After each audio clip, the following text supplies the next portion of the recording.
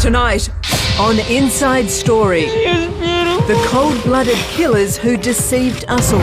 I don't believe it. You knew something had happened. Barefaced liars who stood before the world. I haven't harmed my wife or my daughter. And tried to get away with murder. A complete animal. We've got the police on the way. Find out what makes them tick. A true psychopath really enjoys the attention. A serious gold bitch. That's f***ing me there. They just carried on like a normal life. How the experts can read their minds. Right there, that's a major red flag. And how far they'll go to cover their crimes. How could someone be so cold before it all comes crashing down? Crocodile tears.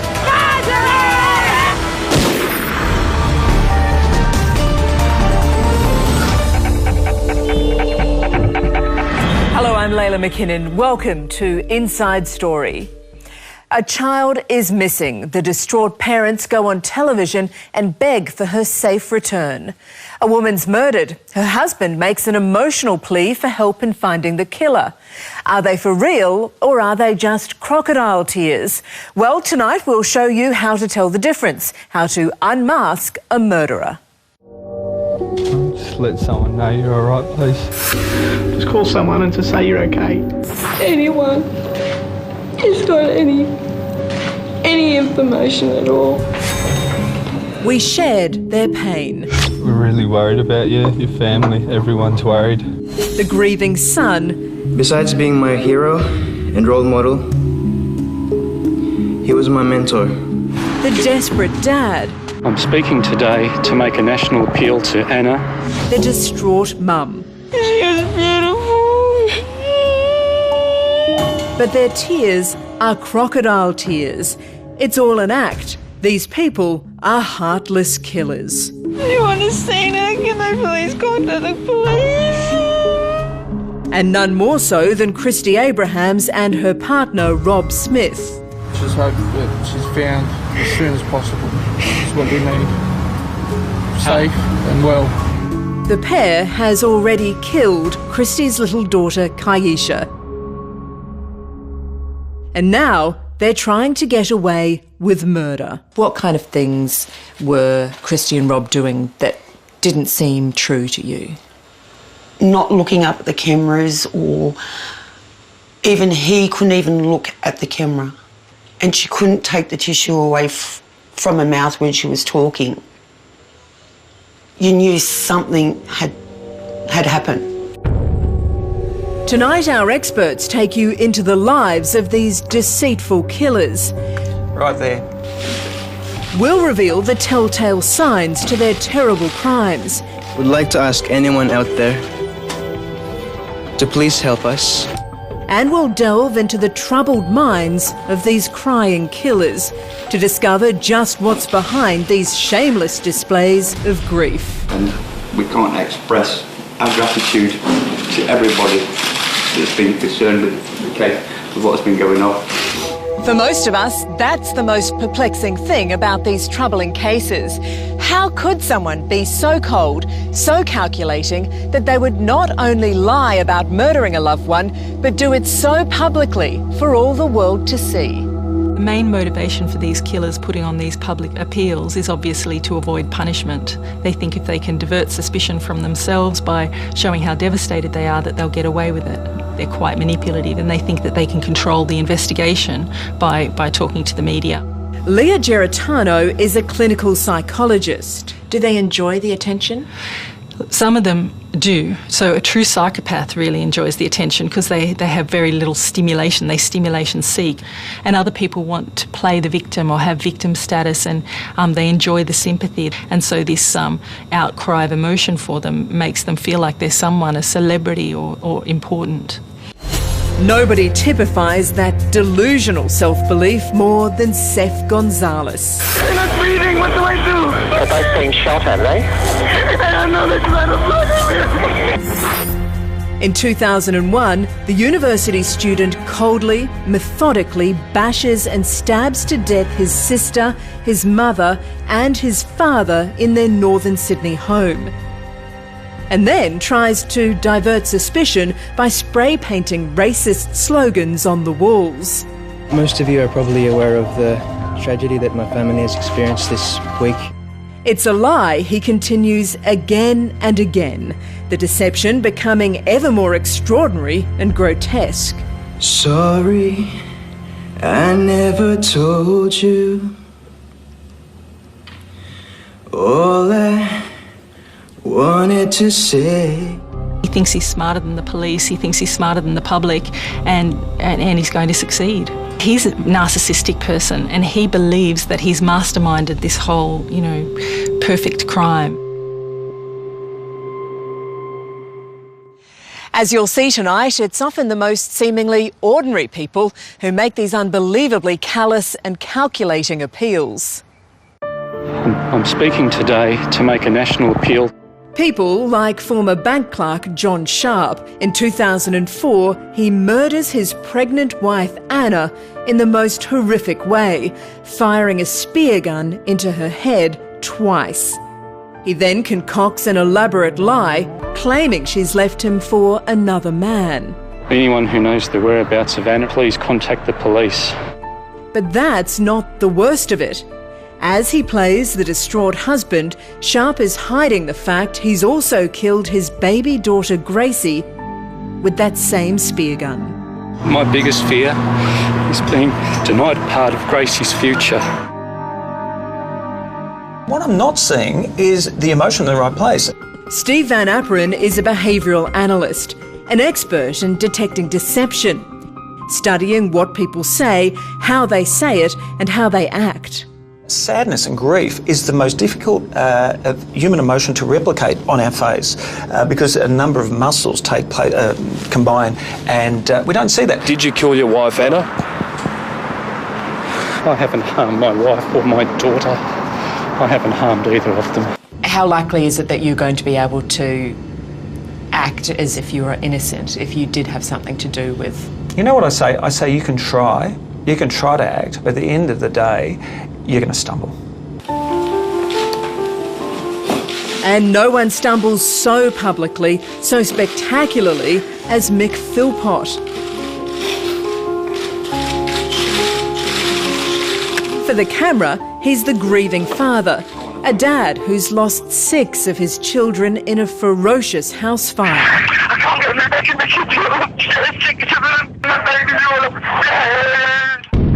But it's Philpott who started the fire, and now he's trying to hide the terrible crime. I've actually been down to our home, and what we saw, we just cannot believe it. His heartless deceit culminates in this extraordinary appeal with his wife Mairead by his side. One thing I would request is please leave my family alone. But, as we'll see later, not everyone is fooled. What I saw there was a guy who was sat there pretending to cry, and I've described it as a bit of a sham of a performance. It's just too overwhelming. It was a big circus for him and he was the guy in control. And he has no guilt or shame, so it's very, very easy for him to lie without any of the fear or the concern that most of us would have. Coming up next... Right there. What really happened to little Kaisha Whippet? Why'd she have to kill Kaisha?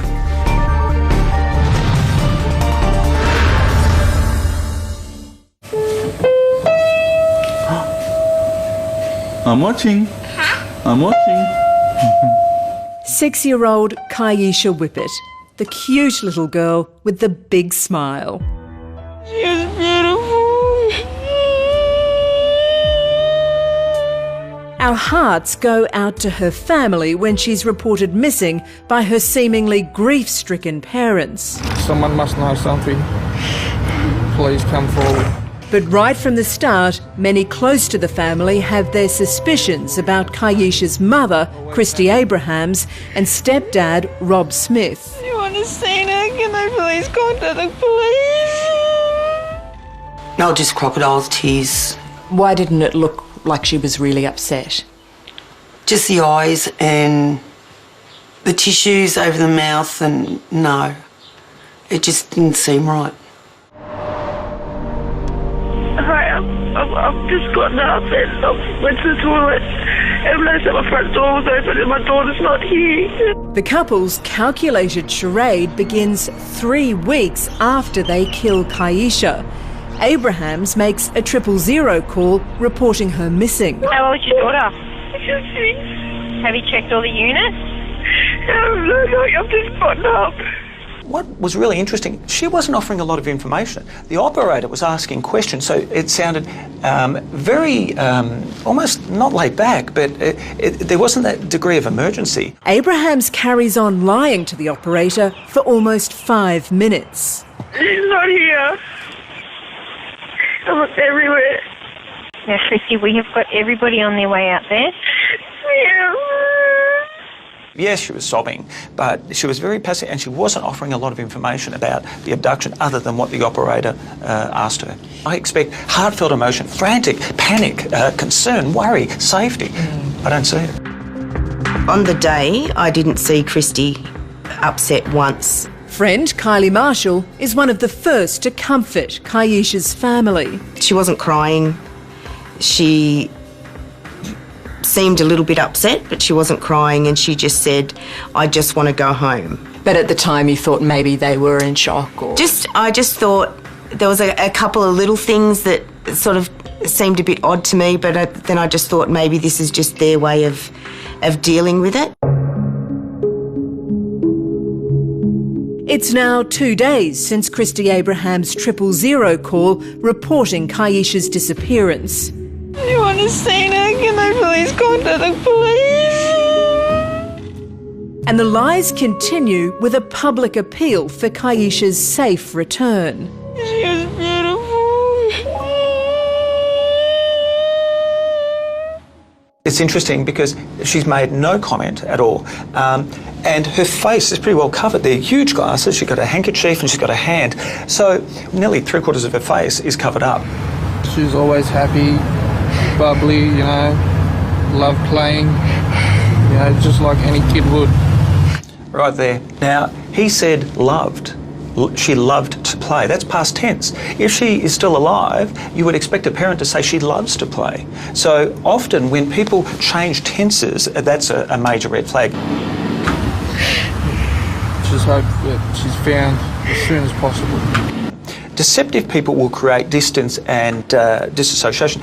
Not once do I hear him use her name, and he'll say things like, I hope she, and that's creating distance. I'd expect a heartfelt plea or emotion using or taking ownership and using her name, but I don't see that. In the days ahead, finding the 6-year-old becomes a community crusade, a tribute that starts with a few of Kaisha's treasures outside her home, grows to become a huge symbol of hope for her safe return.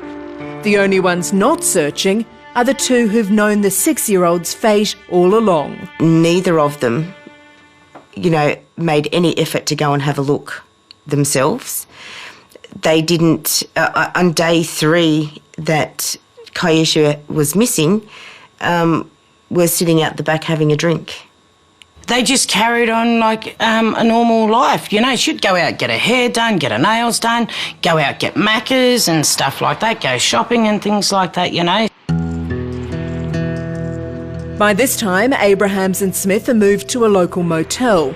With the couple gone, forensic teams scour the unit, finding traces of Kaisha's blood in every room. It's the crucial evidence they need. Would there be any reason why there'd be more blood, not just in her unit, but throughout the unit? What are you trying to say? I'm just saying that when we forensically examined the unit, there's an amount of Kaisha's blood throughout the unit. And I'm just trying to ask you how that would have got there. I don't know. Now, there's two things. She was defensive both verbally and also physically with her body language. It's not the sort of behaviour you would expect from a parent where the police are actually trying to help you find your child. We're just trying to get to the bottom of this. She's very angry. Yeah, well... at us.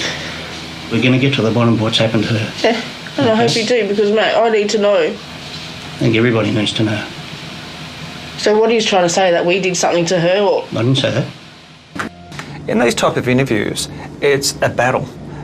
She wants to know what the police know, and of course the police want to know what she wants to know. So she's actually testing the water. So she's saying to them, "Are you on to me?" Really, isn't she? Well, she looks concerned. Yeah, she looks very concerned.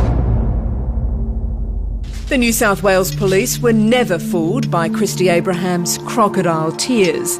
Piece by piece, they methodically gathered evidence. And finally, 8 months after that deceitful appeal, Abrahams confessed to the terrible crime.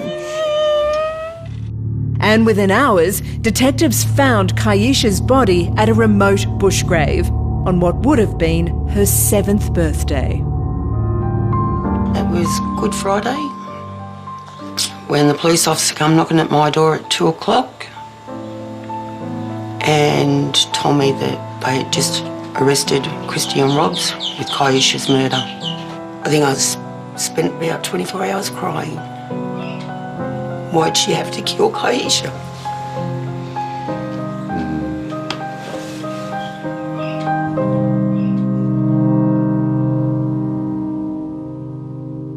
Abrahams is serving 16 years jail for Kaisha's murder, Smith 12 years. Coming up on Inside Story... I haven't harmed my wife or my daughter. Truth and lies. I haven't harmed either of them. How to pick a killer. Crocodile tears. That's what I thought immediately.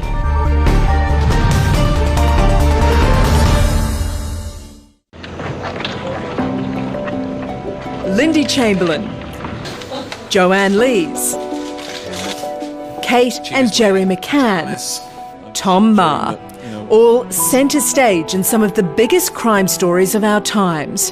Who can forget their impassioned pleas? Please, if you have Madeline, let her come home to her mummy, daddy, brother and sister. But secretly, many of us thought the worst, even though we were proven terribly wrong. Admit it did cross your mind. Maybe it wasn't the dingo that took baby Azaria. For someone who'd just lost their youngest child, Lindy was showing all the wrong signs. If you've ever seen a dingo eat, there's no difficulty at all, because you watch them eat the carcass of a cow or something like that. They never eat the skin. They use their feet like hands and pull back the skin as they go, and they'll just peel it like an orange. Then there's British backpacker Joanne Lees. Perhaps she did have something to do with the strange outback disappearance of her boyfriend Peter Falconio. I hope that people will respect now my privacy and allow me to get on with my life.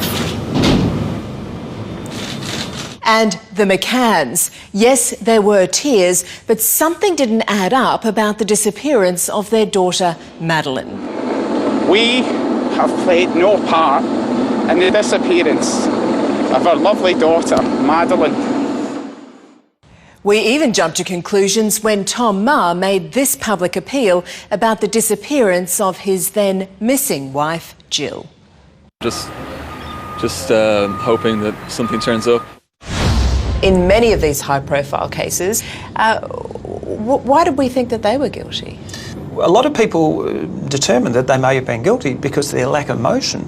But what we need to do as investigators is to look at all the other evidence holistically rather than just rely on their emotional responses.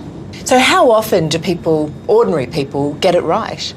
Well, research shows that we're not very good at spotting a lie. We're accurate around about between 50 and 52% of the time, which is equal to chance. So it's just a flip of the coin. And being influenced by the personality, because we had preconceived ideas, we believe what we hear, and we're influenced by the personality themselves. That's what's so strange, isn't it? We've got innocent people here that we're pointing the finger at, and then these killers convincing people that they're innocent. Trying to convince that they're innocent, yeah. It's one of those things that if you're a suspect for a homicide, you have to play that role. You have to live through that charade. And of course, if you start not helping the authorities or contradicting your story, well then you eventually get caught out.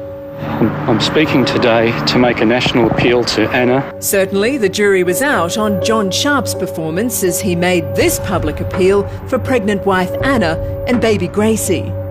Our marriage may be over, but I still love you. As you are the mother of our beautiful daughter Gracie, whom we both adore more than anyone else.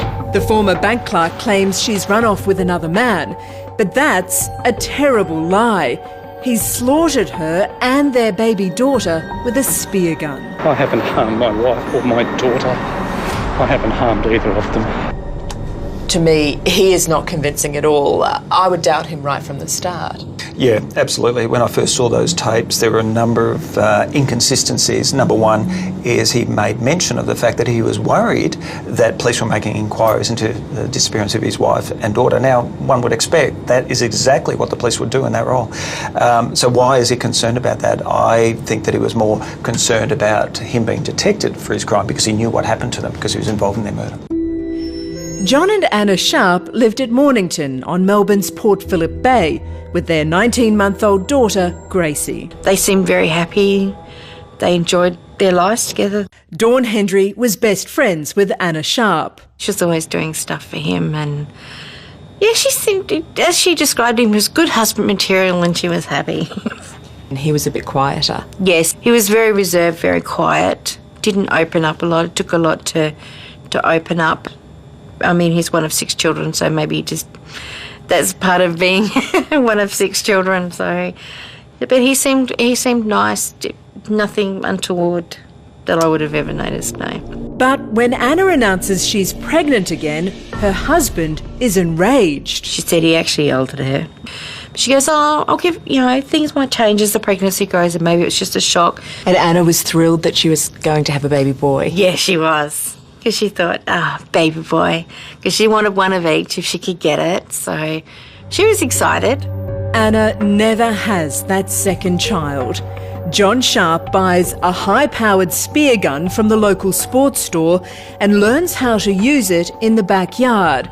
Then one night, while his wife is asleep, he fires 2 deadly barbs into her head, killing Anna and her unborn baby. Nobody deserves to be treated like that. She was a human. She was a mother. She was going to be a mother again. I mean, that baby as well died the instant he did that as well. But even more shocking, 4 days later, Sharp uses that same spear gun to kill his daughter, Gracie. To stand there and shoot your own child, and not just once. The fact that Gracie was screaming after he shot her the first time. It's heartbreaking to think that poor child, her last memories of life, she was screaming because her dad was hurting her. How could you do that to your own flesh and blood? So why would a person murder 2 people so close to him in such an horrific way? He has a socially sort of ineffective personality, and he felt that his wife was dominating him, but rather than expressing that to her, he would swallow that and simmer upon it, and he convinced himself, he talked himself into killing her. The reason he killed his daughter, though, was because he wanted to get away with killing his wife, and nobody would believe that his wife would abandon their little girl. So he killed her in order to escape punishment himself. Why would he have chosen a spear gun as the murder weapon? It seems particularly brutal. Barbaric, it does, and it's difficult to understand why, and not very bright of him either when records could be traced about how he bought it. It's some weeks before John Sharp makes the first of several appeals, and suspicions are aroused immediately. If they could just come forward, and even if you don't ring me, just the media or police or her family. When you saw the appeals that he made publicly, how did you react? Crocodile tears. That's what I thought immediately. Did you? Why do you say crocodile tears? They just seemed fake. He didn't seem to be really upset. I said at the time to my husband that I don't believe it. He's just lying. It's just not right. He's just lying. He's had something to do with it. He was playing the role of a very distraught husband and father. Was he looking for sympathy? Yeah, he was trying to, again, manipulate the media and pass himself off as the victim, that his wife had walked out on him. So even in death, he made her look like a bad person. Anna, our marriage may be over, but I still love you, as you are the mother of our beautiful daughter Gracie, whom we both adore more than anyone else. But police weren't fooled. They knew they had their killer. They took Sharp in for questioning, and eventually he broke down and confessed, telling them where he'd dumped Anna and Gracie's bodies. Ultimately, John Sharp was sentenced to life imprisonment. How bad was he? I think he's evil. To be clinically sane, to shoot your wife, to just cover her face and go and sleep on the couch, then to bury her, then later on dig her up, cut her up, and dump her in the trash. No sane person could do that. Even an insane person couldn't do that. He was cold and calculating. He's evil. He really is an evil person. Still to come on Inside Story. I see you as a coward, bitch. He had a wife, a mistress, and 18 kids. If the public don't like it, you can get Bizarre life and gruesome death in the Philpott family.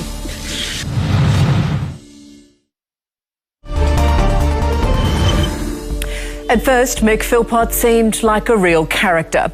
Weird, yes, but harmless. There was a wife, a mistress, and a tribe of children. But deep inside Mick Philpott, there was a rage, a madness that would have terrifying consequences. And then, is it not true that on alternate nights, wife number one comes to spend the night in the caravan, and then the next night, wife number two comes to spend the night? Oh, yes, great lifestyle. Yeah. Television put Mick Philpott in the spotlight. He loved being in front of the cameras, and it would make him a minor celebrity. But television would also be his downfall. The cameras caught him out. This is my wife, Mairead. Hello, Mairead. This is going to sound strange. This is my second wife, Lisa. It all begins with Mick Philpott's unusual family life. Shameless Mick, as he's known, lives with his wife and his mistress. They have 18 children, all paid for by government benefits. Jane and Carlin, baby number 17. And this one here is Yari, baby number 18. And I'll tell you what, if the public don't like it, you can get Philpott even stars in a documentary at the height of his notoriety, joking about his bizarre setup to host Anne Widdecombe. I mean, I'm sleeping here all the time, and the girls take it in turns in here with me. I'll have one night and one another night. It's a nice routine. They're happy with this arrangement, though? Yeah, I mean, it might be strange to you, but yeah, it's a great arrangement. To sum up his attitude towards those women, he said to me, and these were his words, he said, the women take it in turns to come here, he said, and one night I service one and one the next. He didn't say, make love, service was the word he used, as if he was speaking about a cow in a field. I mean, it was absolutely horrible. But there is also a much darker side to Mick Philpott that is quick to surface. What? Right, just shut your gob and listen. Go and work. I am working. Get a job. I'm looking after my kids. Get a job. Listen, this shows you what a bitch you are, doesn't it? Get a job. You, useless, you are. Yeah. You're like the rest. Talk to that because you're not working. I work, mate. There was a pent-up aggression in him, and he would address women, including his wife and his mistress, as bitch. Every bitch out there who's got children at home and are not working. It's a menacing glimpse of just what Mick Philpott is capable of. When I challenged him on that, he got really very aggressive about it. I am ashamed. You should be ashamed. I am ashamed, being at home. You're a coward. Let's do as a coward, bitch. Let's f***ing move it. Philpott's unconventional family life is a sham. Live-in mistress Lisa eventually decides she's had enough and leaves, taking her 5 children with her. Mick Philpott was desperate to get the kids back. Without them, he was losing valuable child welfare payments. So, in a bizarre plot, he decided to set fire to his house and blame it on Lisa. The thinking was, with Lisa's reputation ruined, he could win custody of the children. But the plan was as deadly as it was deranged. I can't get in the bed with the kids. I'm sick to them. Yeah, terrorist house. Yeah, we've got the police on the way. Have you any idea what's caused the fire? I've no idea, mate, because they woke up my day long. But of course, Philpott knows exactly how it started. With the help of wife Mairead and best friend Paul Mosley, petrol is poured at the bottom of the stairs and set alight. When I got to the house, there was no front door. It was just a wall of fire. Neighbours Darren and Jamie Butler are among the first on the scene. I just thought, there's kids in that house. I was like, where's the kids, where's the kids? In the bedrooms. And I tried to climb up the ladder.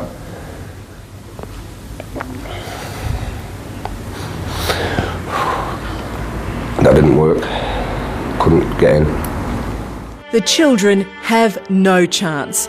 Open windows on the ground and first floor mean the stairwell acts like a chimney, fanning the flames and sucking toxic smoke into the children's bedrooms.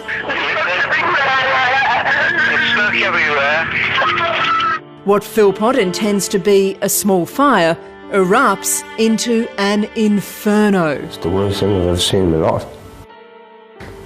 To see 6 little babies coming out, destroying me. It's killed me.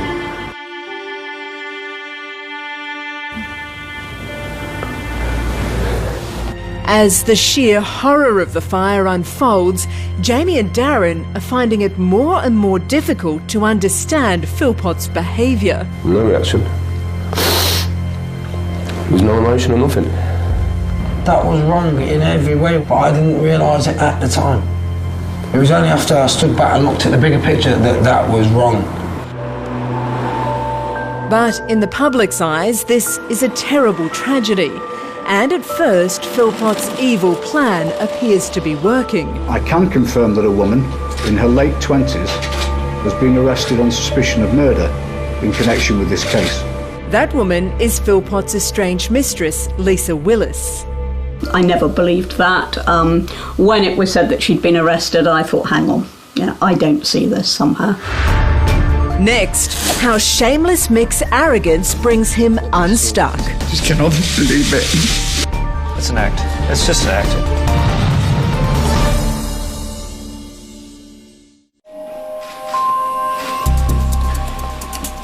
It is one of the most bizarre appeals of all time. Mick Philpott calling his own news conference thinking he can dupe the public as well as the police over the deaths of his 6 children. I've actually been down to our home, and what we saw, we just cannot believe it. By now, police have questioned Philpott's mistress Lisa and released her without charge. They know the fire that killed the 6 children has been deliberately lit, and they are already beginning to suspect Philpott himself. What I saw was a guy who came in and bounced into the room to receive a briefing from me in a rather excited state, relishing, I thought, the prospect of going out in front of the TV cameras. I didn't believe that he was genuinely overcome with grief and emotion. I thought he was playing to the cameras.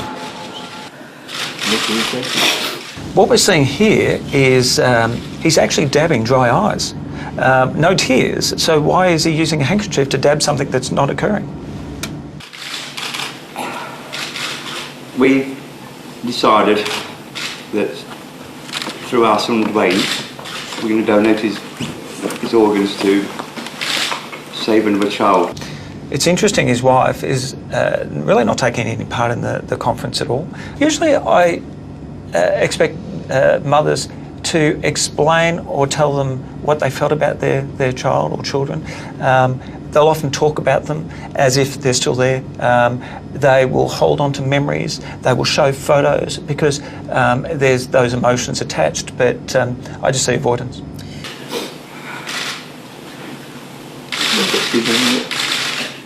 It's an act. It's just an act. It's theatrical.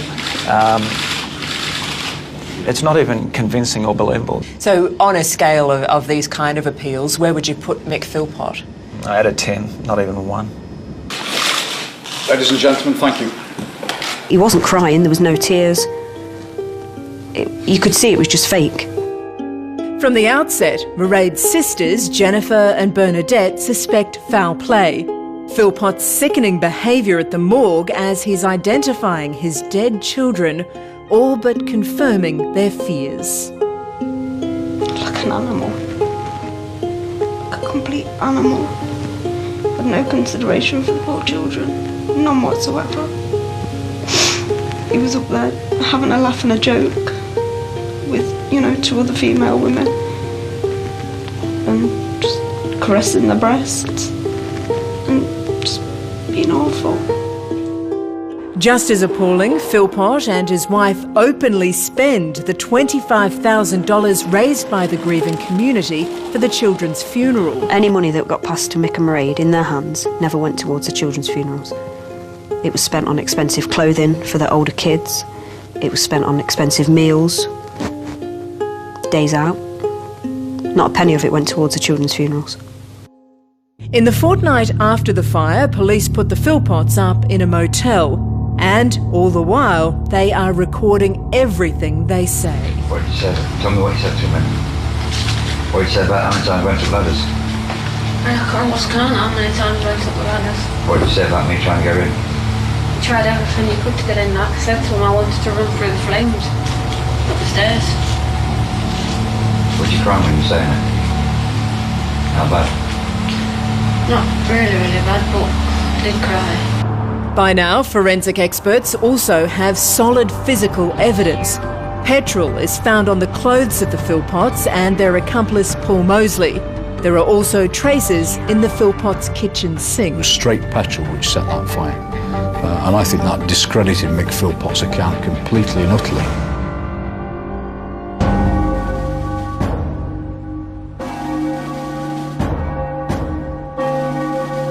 It seems almost all of Derby turns out for the funeral of the Philpott children. All except Mick and Mairead Philpott. They are under arrest for their murder. This morning at 10 a.m, we arrested a 55-year-old man and a 31-year-old woman in the city centre of Derby. True to form, the remorseless Mick Philpott has little concern for his children's fate. He's more worried about his own skin. Even as he and Mairead are being taken to court, he is still trying to ensure his wife sticks to their terrible lie. Come on, sweet pea. Come on, no.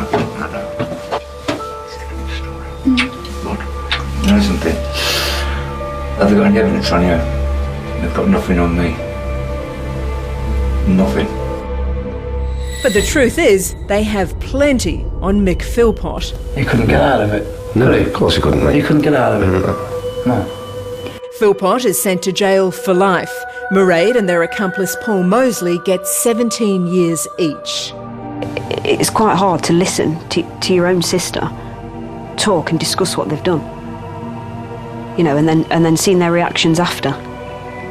They mustn't have felt anything for them kids because, the disrespect they showed them after they died, after what they'd done, was disgusting, and that's unforgivable. Coming up next... Was he insane? He definitely wasn't insane. Inside the mind of the cold-blooded killer. He knew what he was doing.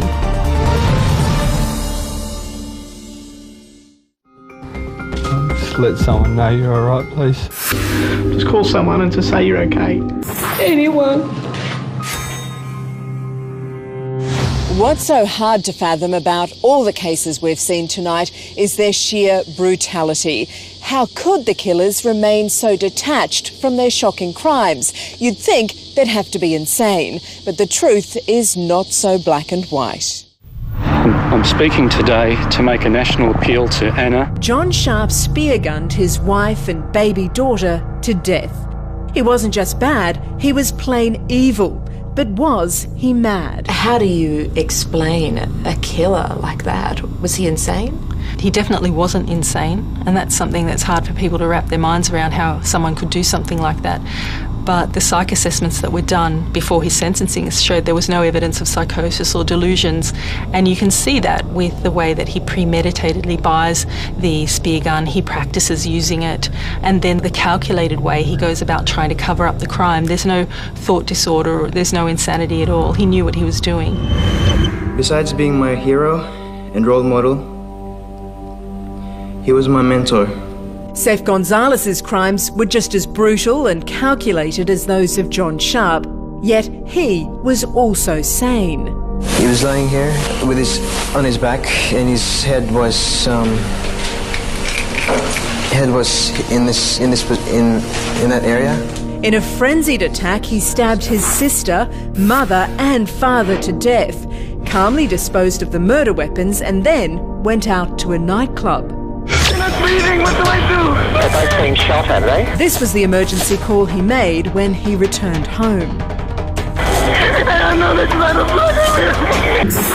Why were the murders carried out in such a brutal way? He was furious with his parents for controlling him, and that's why he attacked them so viciously. Would like to ask anyone out there to please help us. Then came his elaborate cover-up, the public displays of grief, the alibis and false leads. Sorry, I never told you all I wanted to say. How did Seth Gonzalez think that he could fool everyone? He lived in a fantasy world where he was the king and rolling around in the Mac Daddy car with his inheritance, thinking that he was going to, triumph. Gonzalez is sentenced to life in prison. He's found to be a self-obsessed, compulsive liar who hated his parents. They were successful Filipino migrants and wanted their son to succeed as well. But when he began failing at university, the pressure became all too much. He'd been faking his grades, his girlfriend had left him, his car was going to be taken away from him, and this was an insult to his self-esteem. And people with a narcissistic personality don't tolerate that very well. Any humiliation or defeat that they feel, they turn inside to rage, and they fantasize upon how they're going to get their own back. I've actually been down to our home, and what we saw, we just cannot believe it. In Mick Philpott's case, he was mad.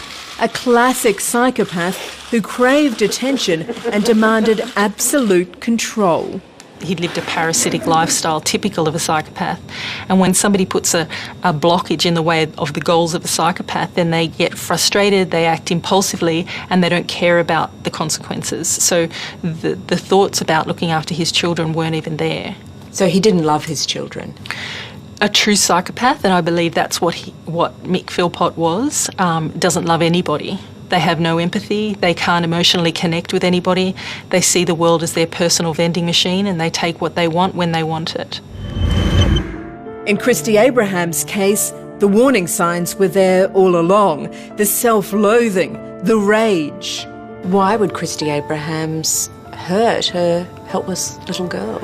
She has two types of personality disorders, and the first is a borderline personality disorder, which is characterised by inappropriate rage outbursts, anger outbursts.